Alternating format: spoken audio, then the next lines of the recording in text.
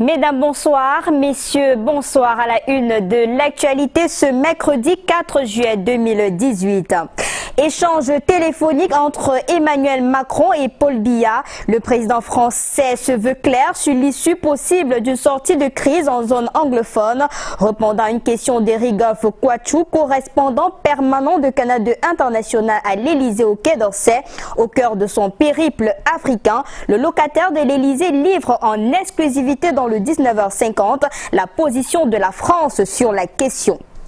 Prestation de serment de 158 avocats stagiaires désormais admis au barreau du Cameroun. C'était ce mercredi à la cour d'appel du littoral à Bonanjo. Message du bâtonnier aux élus du jour dans ce journal.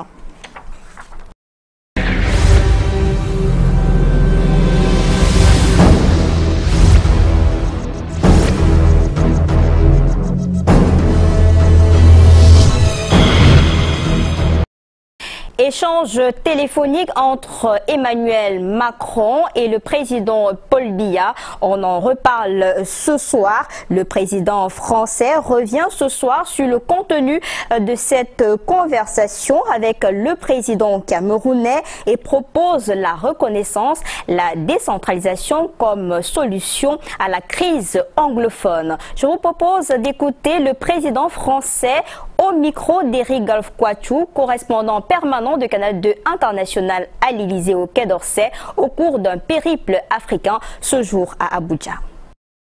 J'ai eu Paul Biya au téléphone avant de venir à l'Union africaine. D'abord parce que je savais qu'il ne serait pas présent. Comme je visitais un de ses voisins, il était important que nous ayons un échange. Écoutez, nous avons parlé des grands sujets en cours. Le Cameroun a clairement un défi qui est la cohésion, la stabilité de l'État. Nous savons les tensions qu'il y a dans la région anglophone. Et là aussi, j'ai apporté tout mon soutien au gouvernement pour qu'il puisse justement aller vers la stabilité. Je pense que la stabilité va aussi vers la reconnaissance, les éléments de pluralisme, parfois de décentralisation qui permettent de régler ces problèmes et ces tensions. Je pense que ce dont la région a besoin, c'est de stabilité. Et ce dont la région a besoin, c'est d'ouverture, de trouver les bons modèles de régulation. Ce n'est pas au président de la France de le dire, mais d'accompagner toutes ces réformes de décentralisation, de liberté régionale qui sont offertes dans un cadre national clair. Je pense que beaucoup de ces sujets aussi peuvent trouver une issue favorable par une meilleure intégration régionale. Et je l'ai dit, moi je crois beaucoup à la force de l'intégration régionale pour le Nigeria comme pour le Cameroun au sein de la CEDEAO. Et tout ce que la France peut faire pour faciliter, y compris dans le cadre d'une politique monétaire qui devrait être repensée, la France le fera. Dans cette interview exclusive réalisée donc par Éric Kouachou, le correspondant de Canal 2 International à l'Élysée, Macron se veut clair sur une issue de sortie de crise pour ce qui est des zones anglophones du pays. Cela passe selon Macron par l'effectivité de la décentralisation, de la liberté régionale dans un cadre national. On reviendra certainement sur cette sortie d'Emmanuel Macron. Et Emmanuel Macron qui est à Abuja depuis hier pour une visite de 2 jours. Le président Macron a rencontré Mohamedou Bouhari. C'était au cours d'une rencontre au sommet ce jour. Je vous propose le compte rendu d'Éric Kouachou. Une visite à même de donner une nouvelle impulsion à la coopération mutuellement avantageuse entre la France et la sous-région en général et le Nigeria et la France en particulier.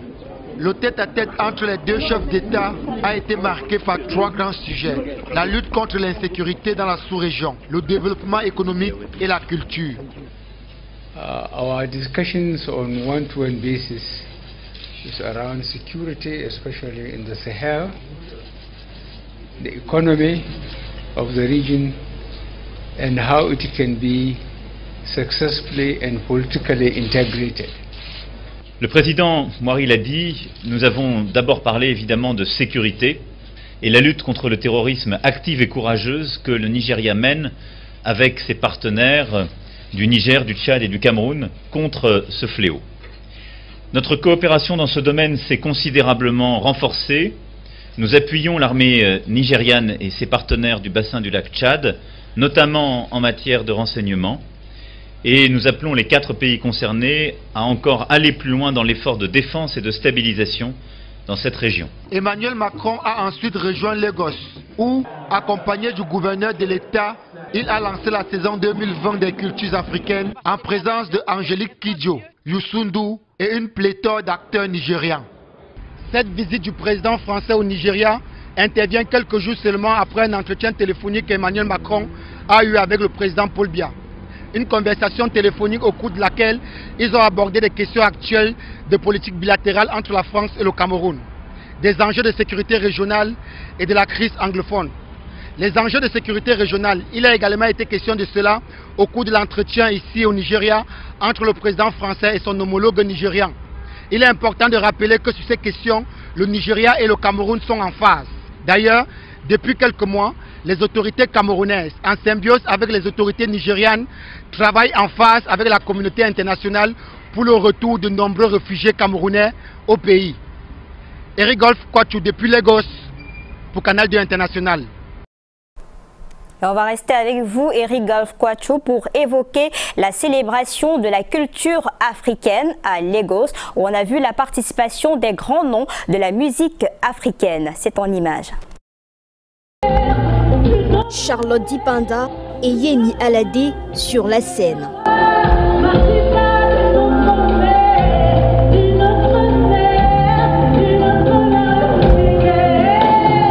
Donc je suis très honorée d'être là, de partager ce bout de rêve avec tous les Nigérians, mais surtout avec tous les Africains de tous bords. Et j'espère vraiment que cette journée de la culture, cette semaine, ce mois, cette année de la culture va davantage se répandre et qu'on va davantage se sentir concernés par notre culture, parce que c'est nous les acteurs, c'est à nous de la répandre, c'est à nous de donner envie aux autres de venir. Emmanuel Macron qui se débarrasse de sa casquette de président, veste et cravate pour célébrer la créativité africaine. Des selfies en n'en plus finir. Nous sommes au New Africa Shrine de Lagos au Nigeria, un lieu mythique érigé à la gloire du légendaire Fela Kuti. Ils sont venus par milliers, ces invités VIP et créateurs africains, pour célébrer le talent d'Afrique.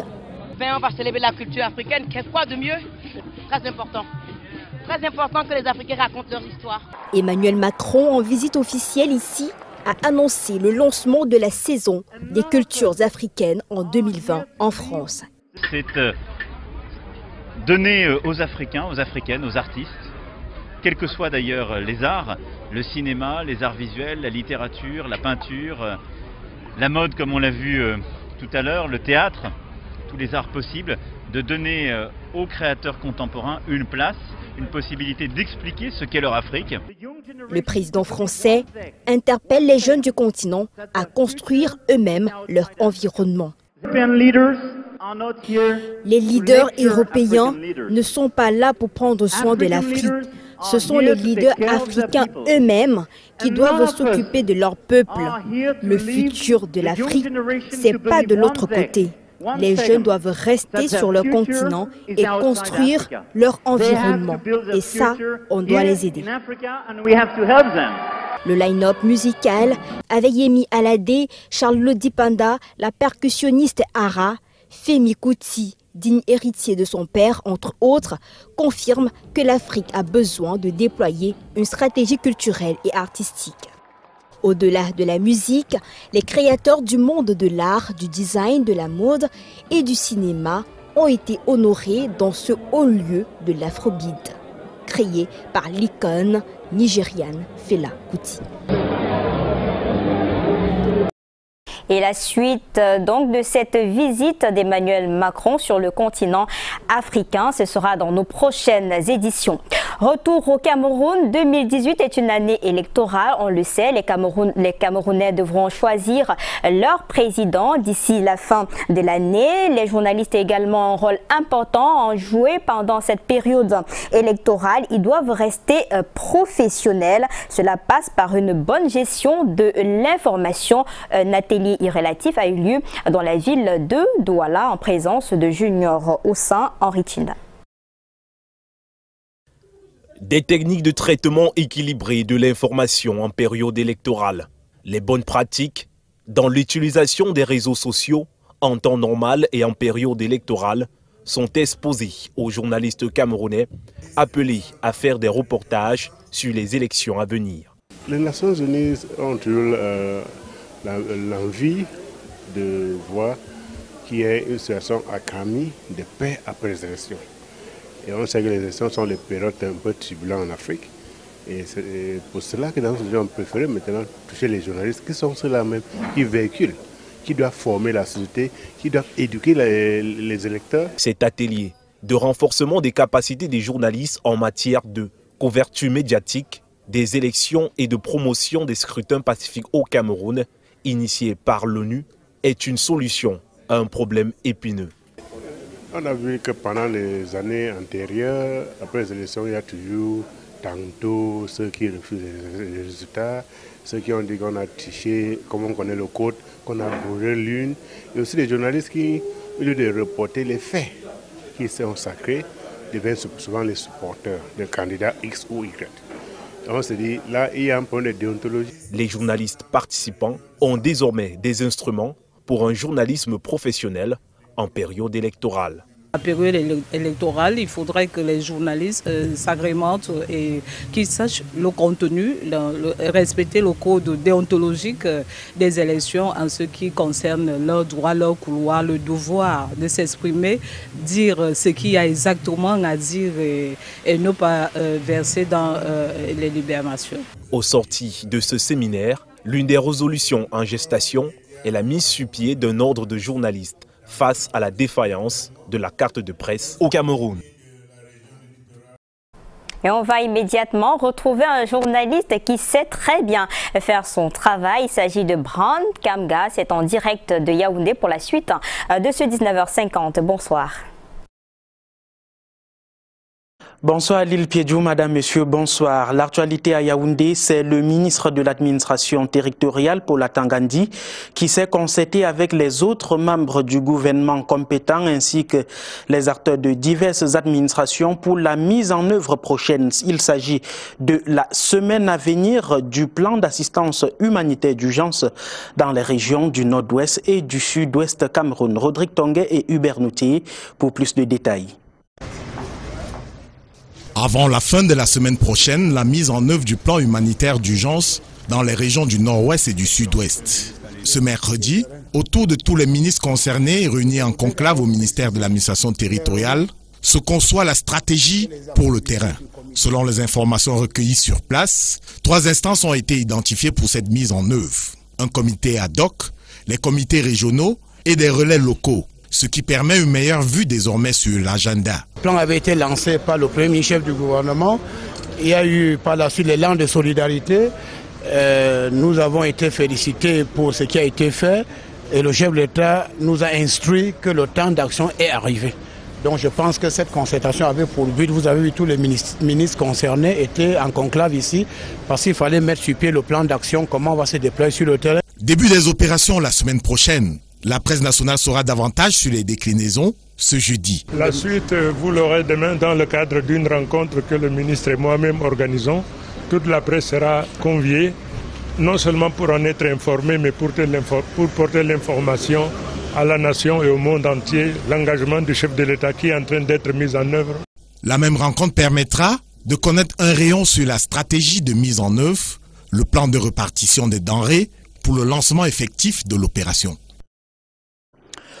Depuis quelques semaines donc, maintenant, on entend parler ci et là du plan d'assistance humanitaire d'urgence en faveur des récalcitrants, donc à travers des victimes des régions du nord-ouest et du sud-ouest Cameroun. Et plus de 5 régions ont déjà exprimé leur solidarité en l'endroit donc de ces victimes. Comment comprendre donc cette solidarité nationale? Élément de réponse avec Laetitia de Bilon. Plan d'urgence d'assistance humanitaire, on en est à la mise en œuvre. L'opération est destinée aux populations victimes de la crise sociopolitique que connaissent les régions du nord-ouest et du sud-ouest Cameroun. Nous sommes dans un contexte de crise, en l'occurrence de crise sociopolitique. Et par conséquent, l'on voudrait véritablement s'engager systématiquement dans cet acte de solidarité, de manière que l'on puisse justement aider ces populations anglophones qui sont meurtries. Donc on ne peut pas négliger justement cette dimension sociale que l'on peut davantage attribuer à ce type d'acte. Un fonds de solidarité qui n'est pas nouveau pour le Cameroun, car il s'inscrit dans la même démarche que le coup de cœur de 1994 et l'effort de guerre pour la lutte contre la secte islamiste Boko Haram, institué en 2015. Ce geste est comme identitaire. Quand ton voisin est dans des détresses et quand on lui vient en aide, vous voyez que ce que ça apporte comme solution. Donc pour nous traditionnellement, ça a sa place et que l'État vraiment a pensé apporter vraiment ce soutien qui est vraiment la diversité culturelle qui doit vraiment exister entre tous nos peuples. Le plan d'urgence humanitaire, initié par le président de la République, convoque ici certaines valeurs fortes au sens camerounais. On a besoin de pouvoir restaurer cette chaleur psychosociale des zones anglophones qui sont aujourd'hui meurtries. C'est important que chaque Camerounais se retrouve dans ce plan d'urgence parce qu'il concerne tout le monde et qu'on puisse se lever comme un seul homme pour apporter un appui à nos frères de ce côté-là. Ne pas attendre les cordons humanitaires qui viennent avec leur lot de problèmes et autre chose, mais que nous-mêmes on mette la main dans la pâte pour pouvoir venir en aide à nos frères et sœurs de la zone anglophone. Certains l'appellent donc le vivre ensemble et d'autres le patriotisme. Venons-en aux énergies renouvelables. Le gouvernement camerounais ainsi que le Parlement sont en pourparlers depuis ce matin. À l'Assemblée nationale, il est question de trouver les voies et moyens pour mieux exploiter le bois énergie communément appelé le charbon, tout en respectant les normes environnementales. Un dialogue organisé par le réseau africain, le réseau des parlementaires africains pour la gestion durable des écosystèmes. Rodrigue Tongué, c'est Jalin Ziebou. Du charbon exposé sur le parvis de l'Assemblée nationale. Ceci n'a rien d'ordinaire, mais l'occasion du parlementarisme de couloir pour la préservation des forêts d'où sont issus le bois utilisé pour produire ce charbon l'oblige. Les forêts reculent chez nous en partie en raison de la recherche effrénée du bois énergie sans aucune norme. Pour s'approvisionner, il faut avoir une source légale de bois. Or, jusqu'aujourd'hui, ce qui se passe, c'est que ceux qui opèrent dans le secteur vont beaucoup plus en banlieue et exploitent de façon illégale le bois et le transforment. Donc, il est question de pouvoir mettre à leur disposition une source légale en bois, en ressources, pour pouvoir les transformer. L'équation à résoudre ici, c'est convaincre les communautés locales et les pouvoirs publics de se donner les règles de l'exploitation forestière pour le bois énergie. Le réseau des parlementaires pour la gestion durable joue des coudes en impulsant un dialogue au sein de l'hémicycle de Ngouaïkele pour la régulation efficace du secteur. Il nous a paru impératif par conséquent d'appeler à la conscience collective sur l'urgence d'envisager des mesures juridiques, politiques et managériales de manière à inverser la tendance actuelle. Une des solutions, c'est utiliser uniquement des sciures, rébus de bois des scieries, pour fabriquer du charbon et non couper les arbres pour les mêmes fins. Mais pour l'instant, aucune obligation n'est faite aux communautés dans ce sens. Et l'Assemblée nationale charbonne donc pour l'avènement de ce cadre légal. Votre objectif, au sortir de ces 48 heures de dialogue Parlement-gouvernement, est de déblayer les pistes, les sentiers, si vous voulez, les voies qui mènent vers la rationalisation, c'est-à-dire vers une meilleure organisation et valorisation de la filière bois-énergie au Cameroun. Cas d'école, si le charbon était produit exclusivement dans les scieries de la région de l'Est et transporté vers l'extrême nord, on préserverait les arbres déjà rares dans le septentrion. Un mot en politique à présent. Ils sont 6 partis politiques qui appellent le président de la République, Paul Biya, à se porter candidat à la prochaine élection présidentielle prévue en octobre prochain au Cameroun. Le président du Parti des ouvriers, paysans et paysans du Cameroun étaient face à la presse cet après-midi en compagnie donc des forces politiques regroupées au sein de la majorité patriotique et républicaine. Ils se sont donc entretenus avec la presse à l'hôtel des députés dans le cadre de leurs travaux. Ils en appellent donc à l'élection du président de la République à la prochaine élection présidentielle. Je vous propose d'écouter le président de ce parti politique, le Parti des ouvriers et des paysans du Cameroun, propos recueillis par Luc Mvondo.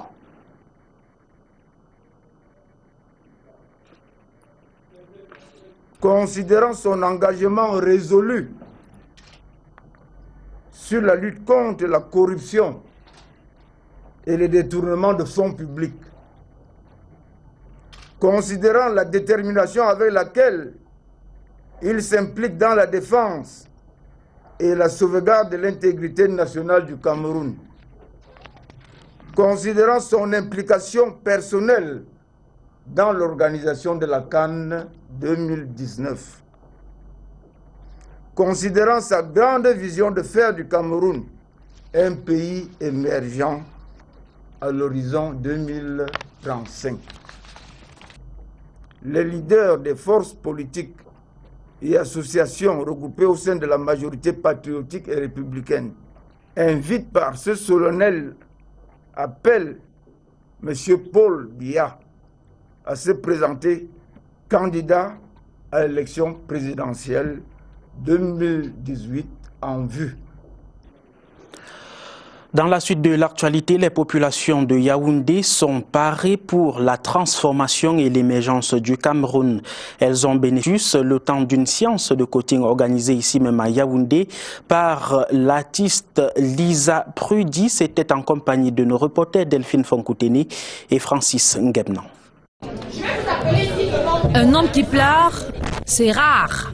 David a vu ses larmes sécher lorsque Cyril Bojiko lui a conté son histoire. Attitude ou vos attitudes, c'est votre attitude qui détermine votre altitude. Ça s'appelle du coaching. Coach et entrepreneur triés sur le volet sont devenus ce 30 juin à l'hôtel Montfébé de Yaoundé pour motiver le public. Nous avons en fait une sorte de mix des panélistes pour nous assurer qu'on ait plusieurs méthodes en fait. Donc chacun est venu avec sa touche particulière. Monsieur Cyril Bojiko, PDG du groupe Balafon, il a allé terre à terre pour résoudre les problèmes des gens dans le live coaching. On a vu des gens pleurer d'émotion quand ils présentaient. Pareil pour moi, j'ai une manière particulière d'amener les gens à comprendre que c'est possible de réaliser leurs rêves parce que moi-même, je partage mon expérience avec eux. De la même manière qu'on a des jeunes entrepreneurs qui sont venus, comme M. Cyril Tekam qui est venu parler de son expérience pour inspirer ces personnes-là, ces participants et leur dire oui, le rêve camerounais est effectivement possible à travers Keywords for Success. Le rêve camerounais est possible, il faut au préalable procéder par un déménagement mental. Quand vous habitez un quartier qui est insalubre, qui est en insécurité, qui n'est pas propice à votre épanouissement, vous déménagez. Vous cherchez un endroit qui est plus agréable pour votre vie. Si vous avez une relation qui vous détruit, vous allez quitter la relation. C'est un déménagement affectif, un déménagement relationnel. Et aussi quand vous avez un comportement qui ne vous attire que des ennuis, alors vous allez comprendre que tout part de là. Il faut donc le déménagement mental, changer de mentalité. Et c'est le rôle du coach que nous sommes. L'événement de Keywords for Success propose 4 clés pour transformer tes douleurs du passé en catalyseur de ton succès futur. Je vais simplement dire à tout le monde qui se lance dans l'entrepreneuriat de croire en soi et de faire ce qu'on aime. Il ne faut pas y aller juste pour y aller. Il faut que quelque chose vous passionne vraiment pour que vous décidez de tout abandonner. Le prochain rendez-vous de cette deuxième édition, c'est le 14 juillet prochain à Douala. Toujours avec le coach Lisa Prudy et son mouvement Cameroonian Dream. Yes, it's possible. Yes, you can.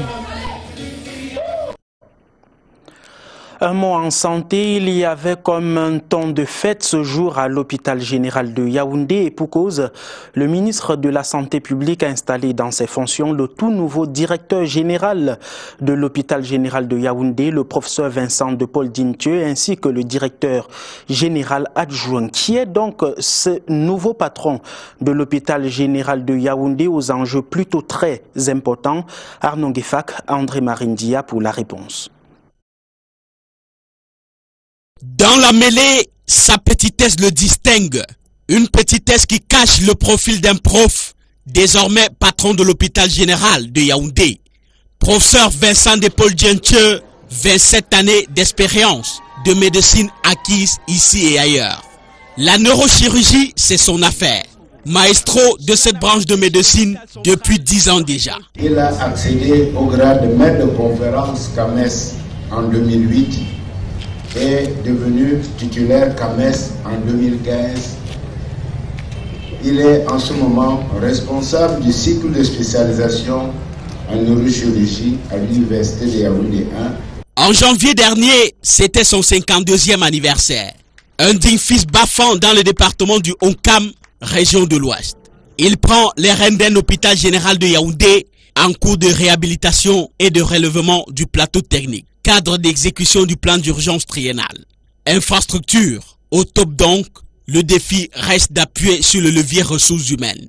Qui s'assure que tout le personnel est mobilisé et met tout son monde au travail, que cet endroit soit un endroit propre, un endroit accueillant. Derrière le grand homme, une grande dame, épouse, qui connaît son mari. Qui est un travailleur acharné.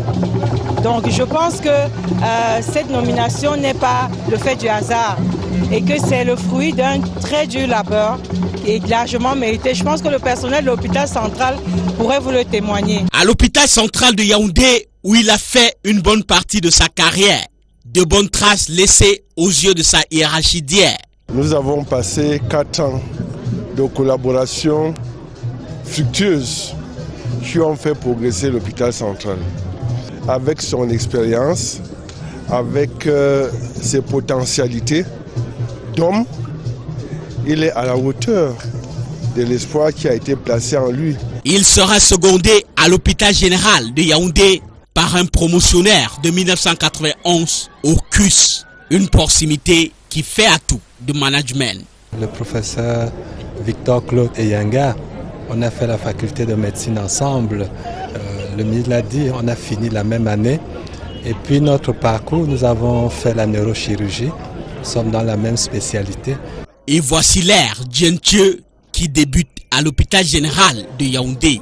Silence, le travail commence. Construction du Centre national des opérations d'urgence de santé publique, le taux d'exécution des travaux s'élève à 90%.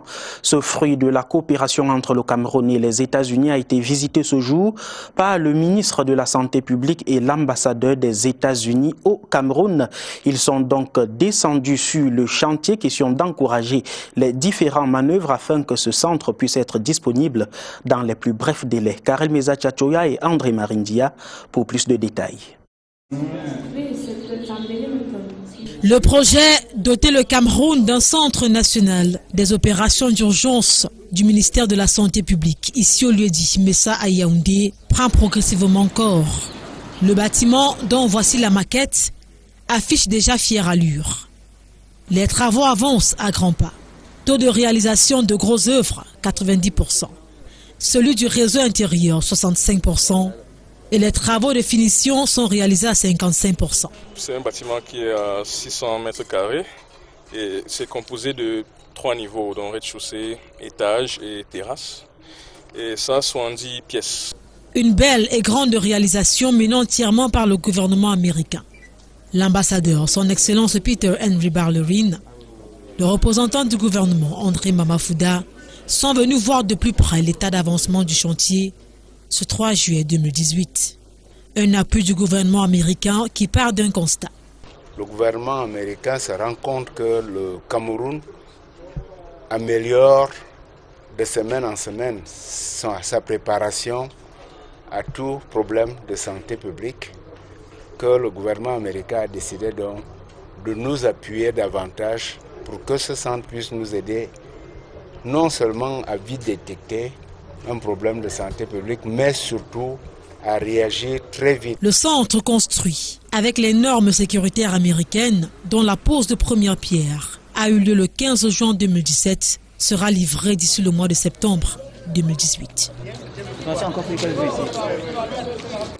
Ainsi se porte Yaoundé en ce 3 juillet 2018. La suite et la fin du 19h50 avec vous, Lille Piedjou. Bonsoir. Bonsoir Brand. Il faut dire que le barreau du Cameroun accueille depuis ce mercredi 158 avocats stagiaires pour les ans 4 ans et les autres 5 ans. Ces derniers sont appelés à travailler avec honnêteté. Robert Charles Itok. Par ce geste, ils font désormais partie du barreau du Cameroun. Ils sont environ 150 à jurer et exercer leur métier dans la probité, le respect des lois du Cameroun, l'honnêteté et bien d'autres qualités liées à leur profession. Un métier d'avocat où l'on se jette quelquefois des regards de fauve, de rivalité, de concurrence et même d'animosité, autant de défauts qui ternissent la profession et éloignent d'eux l'impérieuse complémentarité qui devrait caractériser les avocats inscrits au barreau du Cameroun.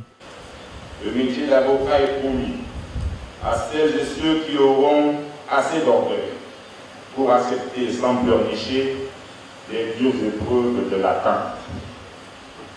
Le métier d'avocat est promis à celles et ceux qui considèrent, ou plutôt qui ne considèrent pas, que la prestation de serment est une simple formalité. Si vous vous reconnaissez dans celles ou ceux que je viens d'évoquer, alors mes très chers jeunes confrères, aucun devoir ne vous est promis. Vous êtes donc digne du titre d'avocat et je me dois de vous redire bienvenue en notre sein. Pour ces nouveaux dans la grande famille du barreau camerounais, les défis sont nombreux et devront désormais exercer à leur propre compte en association de moyens ou en société civile et professionnelle avec un ou plusieurs confrères. L'émotion est vive et quand on est ému, on manque régulièrement des mots. Cependant, je vais simplement m'approprier les plaidoiries du bâtonnier. Vous avez bien suivi. Il nous a demandé de faire preuve de modération tout au long de notre carrière. Nous devons rester modérés, nous devons respecter les cours et les tribunaux. Et à partir de cet instant, qu'est-ce que vous pouvez me demander d'autre de faire? Je vais simplement suivre cette directive qui sont, il faut le rappeler, introduites dans notre serment. En tant qu'avocate, je me défendrai pour la cause de la veuve et de l'orphelin. Je m'emploierai à ce que les faibles soient toujours défendus, que leurs droits soient respectés et que nos lois de la République soient également respectées par les différents acteurs de la justice. Un accès au barreau du Cameroun, après 4 ans pour les uns et 3 ans pour les autres, qui marque le début d'une carrière professionnelle pour chacun. C'est un sujet qui reste d'actualité. L'immigration clandestine préoccupe tous les États du monde. Au Cameroun, les jeunes rapatriés de la Libye, du Maroc, de l'Algérie sont en ce moment à trouver une meilleure réinsertion sociale. Ceci grâce à l'OIM. Mireille Flore de Fofoto. Ibrahim est fier d'être dans son pays. Ce Camerounais de 20 ans retrouve ainsi la joie de vivre après plusieurs mois de difficultés et de souffrances passées hors de son pays. Au Cameroun, c'était beaucoup de souffrances au pays, ça ne va pas. C'était juste pour nous chercher ce que la famille va aussi avoir, donc pour mettre la famille à l'aise. En fait, j'étais en Algérie, il y avait beaucoup de merde, le refoulement et consorts. L'OIM nous a sauvés au niveau de Assamaka. Il y avait beaucoup de merde, on dormait dans le désert, poussière, descendant d'Arlit, Agadez, Niamey pour Douala. C'est comme ça que les choses ont commencé à marcher. Arrivé à Douala, on a reçu une somme de 105 000 francs. La date du 4 juillet restera mémorable pour ce dernier, car c'est une nouvelle vie qui commence avec le matériel qu'il a reçu, don de l'Organisation internationale du migrant pour faciliter son insertion. Pour ce jour très magnifique pour moi, j'ai reçu 2 machines industrielles, une souffleuse et une machine à coudre, qui me permet de me remettre sur le terrain dans mon propre pays camerounais. Je remercie toute la famille OIM et tous ses représentants. Comme lui, plusieurs autres ex-migrants ont reçu du matériel et marchandises pour se réintégrer dans la société. Nous sommes revenus au Cameroun le 21 novembre 2017 partant de Tripoli en Libye pour revenir. Nous étions trois, enfin ma famille, nous étions trois, mon mari, moi et puis ma fille de 12 ans. Venu au Cameroun grâce à l'OIM qui a promis nous apporter son soutien. Jusqu'ici, nous avons eu un petit package pour le retour scolaire de l'enfant. On nous a promis d'avoir un fonds de réinsertion pour l'alimentation. J'ai une amie, mon mari et moi, un groupe de 3 personnes. On n'est pas encore en possession du lot, c'est vrai, mais on espère que pour la suite, ce sera ça. Le représentant de l'OIM, lors de la cérémonie de rétrocession de ce matériel, a demandé à ces derniers de ne pas les brader, de peur de revenir à la case départ. L'OIM, à ce jour, a favorisé le retour au Cameroun de 2000 migrants depuis juillet 2017. Retour au bas de ce journal sur la visite d'Emmanuel Macron au Nigeria depuis hier. Mes premiers arrêts, c'est à la célébration de la culture africaine à l'African Shrine, créé par l'artiste nigérien Fela Kuti. Étaient donc présents des grands noms de la musique africaine. Emmanuel Macron a d'ailleurs annoncé au cours de cette soirée les saisons de la culture africaine en 2020. Ce sera en France. Je vous propose d'écouter une fois de plus Emmanuel Macron au micro d'Eric Golf Quatch. Je souhaitais d'abord rendre hommage à un lieu emblématique de la culture africaine et d'être au Shrine qui a été le lieu à la fois de Fela et maintenant de ses enfants, et assister à un concert de Femi Kuti avec le gouverneur comme nous étions et quelques autres représentants éminents de la culture africaine. C'était d'abord reconnaître ce lieu et lui rendre hommage. Ensuite, nous avons ici lancé la saison culturelle de l'Afrique en France en 2020. En effet, cette saison des cultures de l'Afrique que nous voulons lancer en France, c'est donner aux Africains, aux Africaines, aux artistes, quels que soient d'ailleurs les arts, le cinéma, les arts visuels, la littérature, la peinture, la mode comme on l'a vu tout à l'heure, le théâtre, tous les arts possibles, de donner aux créateurs contemporains une place, une possibilité d'expliquer ce qu'est leur Afrique et de les mettre au centre de la scène parisienne pendant toute une saison, que dis-je, de la scène française.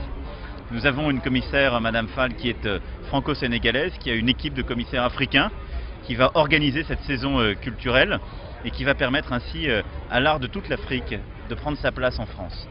Et cette saison culturelle pour nous sera l'occasion d'expliquer aussi différemment l'Afrique, de permettre aux artistes africains de dire leur Afrique et non plus de la dire depuis la France. Et cette nouvelle narration, ce nouveau message, ce nouveau regard était très important. Et il faut dire qu'au cours de cette visite, Emmanuel Macron est également revenu sur l'échange téléphonique avec son homologue du Cameroun, le président Paul Biya. Les deux ont évoqué les sujets d'actualité de l'heure, notamment la crise anglophone. Et Emmanuel Macron propose d'ailleurs comme sortie de crise dans les zones anglophones la mise sur pied de la décentralisation. C'est toujours au micro de notre correspondant permanent, envoyé spécial de Canal 2 International dans le périple africain. J'ai eu Paul Biya au téléphone avant de venir à l'Union africaine. D'abord parce que je savais qu'il ne serait pas présent. Comme je visitais un de ses voisins, il était important que nous ayons un échange. Écoutez, nous avons parlé des grands sujets en cours. Le Cameroun a clairement un défi qui est la cohésion, la stabilité de l'État. Nous savons les tensions qu'il y a dans la région anglophone.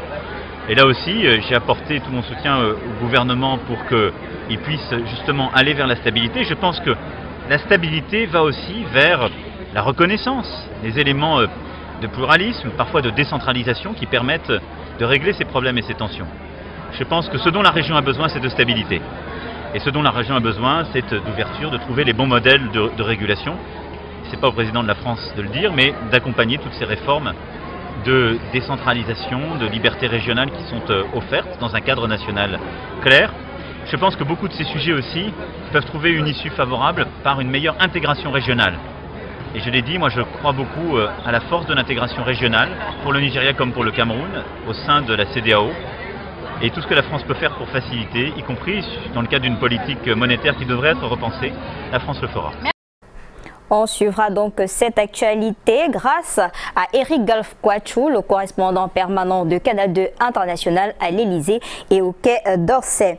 De la réclame pour sortir de ce journal des stockages massifs qui se poursuit dans les prêt-à-porter Stella à Yaoundé. Vêtements, chaussures et lingerie de qualité sont en solde à très bas prix au plaisir de la clientèle. Reportage.